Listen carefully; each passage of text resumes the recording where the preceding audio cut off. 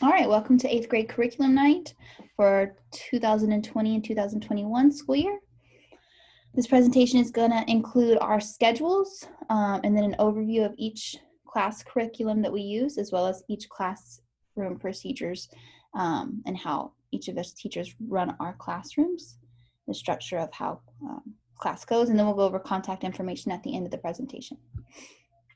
So first thing we want to talk about is our schedule. So for the full day schedule, we begin at 7:30 in the morning for students who are in person, and they're in their homeroom class until 8 a.m.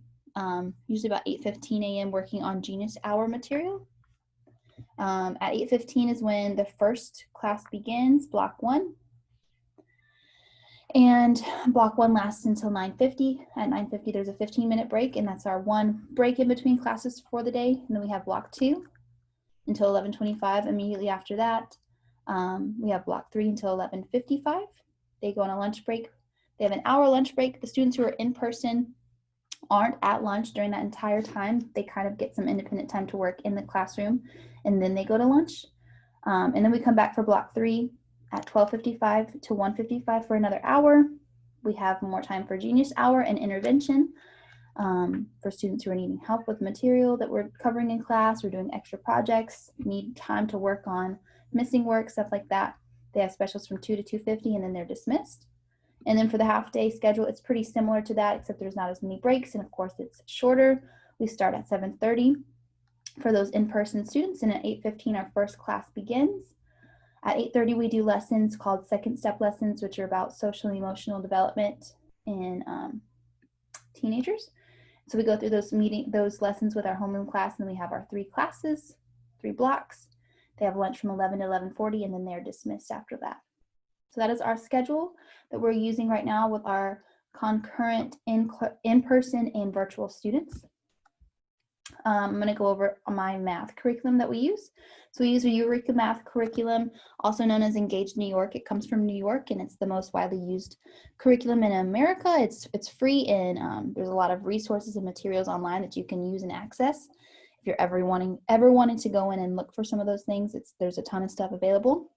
Our modules go as follows. So we did the first module, first quarter, we learned about linear equations. We are now learning about rational and irrational numbers. After this unit, we're going to cover functions in geometry, input, output, graphing nonlinear lines, curves, things like that. Then we'll get into exponential work with scientific notation. We'll move into congruence, learning about translations, rotations, and dilations on a coordinate grid. And then we'll do some similarity lessons, and then we'll finish out the year focusing more on radicals and roots, preparing them for high school. And then the next slide is about my math class procedures. So I run class pretty much the same way every single day. Sometimes our Wednesdays look a little bit different because they're shorter. And of course, whenever we have like assessment days, those look different. But on our regular math class days, we start with a daily retrieval quiz, which students take in Galileo. And it's 1 to 2 questions. It's not graded, it's just like their bell work, and we go over it every single day, kind of to refresh us on things we haven't practiced in a while. Then we do our lesson video and assignment. So I record my lessons, and then I play it for the students while they're in class. They copy down my work for my examples. We usually do 2 to 4 examples. We do 2 to 4 exercises. Then we close out the lesson. They complete an exit ticket, which is usually 1 to 2 questions on their own for 5 points. They complete a daily reflection where they respond to a prompt about the lesson for 5 points. And then their weekly homework is MobyMax work. So they're supposed to spend 25 minutes working on a program called MobyMax, just doing math work, and it kind of tailors it to their level. So they have 25 minutes that they owe me every single week on Friday. And then every week they get an extra credit assignment in Prodigy that's optional for them to complete. So that is my math class procedures. And I'm going to hand it over to Miss J to talk about her reading and writing.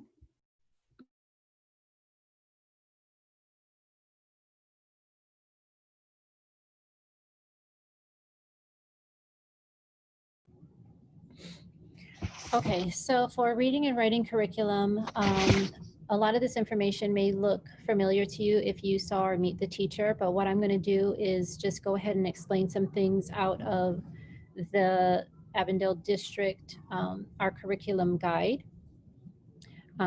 The curriculum that we use comes from StudySync. It's an online as well as we have a physical textbook that we use. And rather than focusing solely on the skills of reading and writing, the standards highlight the growing complexity of the text students must read to be ready for the demands of college and careers.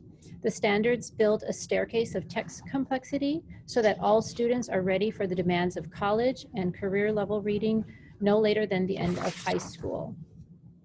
The standards place a focus on students' writing using evidence from texts to present careful analysis, well-defended claims, and clear information. So rather than asking students questions that they can answer solely from their prior knowledge or experience, the standards expect students to answer questions that depend on their having read the text or multiple texts with care. The standards also require the cultivation of narrative writing throughout the earlier grades, and in later grades, which is where they're at now, a command of sequence and detail will be essential for effective argumentative and informational writing. Likewise, the reading standards focus on students' ability to read carefully and grasp information, arguments, ideas, and details based on text evidence. Students should be able to answer a range of text-dependent questions and questions in which the answers require inferences based on careful attention to the text. So that is an overview of the reading and writing curriculum. As for my class procedures, we try and be consistent between the three of us. So when I do have bell work, it's usually to assess prior knowledge, just to see where students are at, what they already know about the content, or it may be recall, what did we already talk about? I do have exit tickets and assessments. Their only homework, as I mentioned to many of you in conferences, is their daily quick writes. I always push their daily quick writes because it helps them build their writing stamina, and it also gives them an opportunity for a less restricted writing platform. So they have a freedom to choose what they want to write about. I just have a requirement of 15 minutes a day, and that's really their only homework that they have.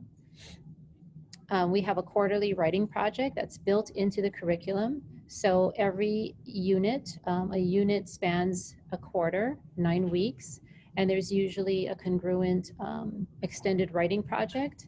So for first quarter, some of you may have noticed that the unit was on suspense, and it was a narrative writing. And so the students had flexibility to write freely a short story, a narrative story, just as long as it related to suspense, and then it tied into some of the things that they were learning about the strategies throughout the unit. So this quarter, second quarter, their writing project is an expository informative paper, and that is to prepare them for their Galileo writing exam in November. So we already know that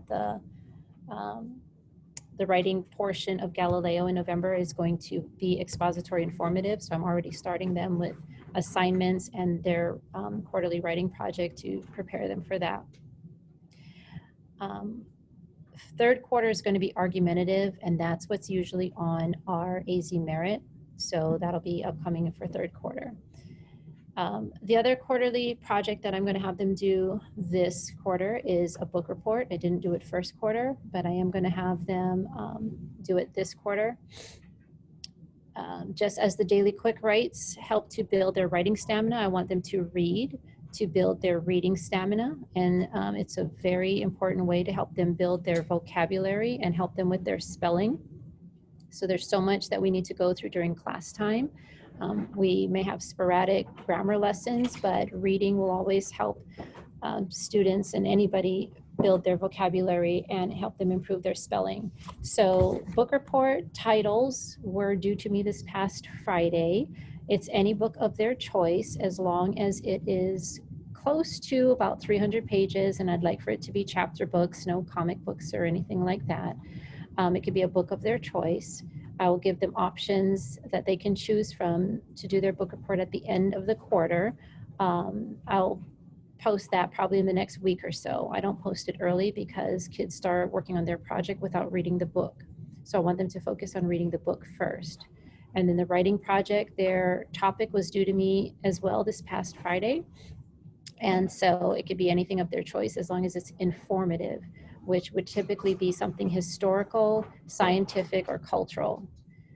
Again, it could have been related to the unit, but it was on war. And so I'm giving them the flexibility and freedom to choose whatever topic they want. I am actually going to offer extra credit this quarter. That's going to come in the form of their dialogue journals. That's their communication with me. Whatever they want to vent about, talk about, write about in an extremely informal context, they can do that. I'm going to offer them some memorization pieces that they can choose to memorize something and present it. And then presentations, as in if they want to present their book report, their paper, there's some other opportunities for them to present. This week, I know for Red Ribbon Week, we're talking about doing commercials for drug prevention and bullying prevention. So any type of presentation they can do for extra credit. So that sums it up for ELA. I'll pass it on to Mr. Ellis.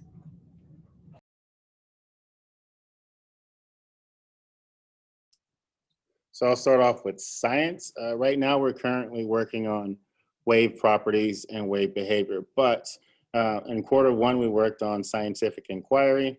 That's anything from investigations to communicating that data out, which we are using an ELA standard that the kids will be using in high school called MLA format. Some of you might be familiar with that, but that's what we've been working on in science and social studies. Next is physical science, which we're working on now, which is really interesting. I don't know if we'll have a project based on that information, but I'm hoping that we can. Okay. Perfect. And then for the end of the year, we're going to be working on earth science, which is fossils, Earth's history, predicting geological hazards, human impacts on the Earth, just a social aspect in that area. But these are things that they've already learned. We're just going to go into a little deeper, more in detail with this information. And then last, for the fourth quarter, we're going to be in our life sciences, where it gets a little more tedious, but it's very simple and it'll be fun for the kids. Okay. So in social studies, I just want to point out that our overall purpose is to kind of give our students a personal perspective, but from a social aspect. And we want to get them ready for college and even high school.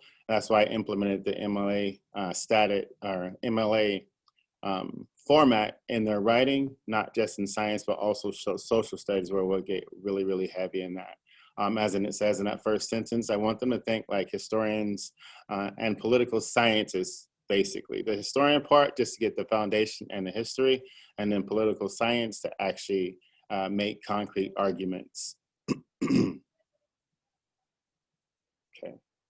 And then the reason why I do this in social studies is I just want them to get that foundational background and be able to have those concrete arguments. Our curriculum that we worked on in the first quarter was the American Revolution, and we're looking at the social aspect of it, not so much the event itself, the social and economic status of the people back in that time frame. And now we're moving on to the development of our U.S. government, where we'll actually talk about and vote for a president. This year, they're not actually voting, but they will vote for in class. But how was our government created, and how are we going to actually how does that affect us and society, and the Constitution, Civil War, civil rights, global policy, and then lastly, economics, where we're talking more about finances and how to actually be a good citizen. And this is our procedures for science and social studies. Every morning when they come into class, they'll watch CNN 10, and that's to give them a background of the real world. There's to complete 5 sentences, complete sentences, about what they watch. There's about 5 to 10 different topics they talk about every day. They can choose one or write about all 10, 5 or 10. And then I start the day off with their success criteria. That's the what piece. That's where I give them an understanding of what they're going to be doing for the day. And then I follow up with the why. This is probably about 20 minutes of their time, 10 to 20 minutes to connect previous learning. And then I start with the how, which is the biggest piece. This is when I'm on stage teaching the kids that new information, moving them to a new topic, or just information from the last week to tie it all together. And then I'll allow them 15 minutes, 20 minutes of guided practice and individual practice. And at that time, that's when I'll pull kids aside. What I created another classroom for those students who need more help or need more practice. There's about total of 30 kids in those classrooms that I can help them individually with at that guided practice time and individual practice time during class. And then last but not least, our learning platforms that I use, we always go through Google Classroom. My main foundation in science is Study Island. And then in social studies, it's going to be iCivics, where they actually can play games and run for president themselves during that game. Perfect. All right, and then lastly, we have our contact information. So if you have questions or want to reach out to us about any of this stuff, our emails are posted, and we'll be happy to get back to you. And that is the end of our presentation.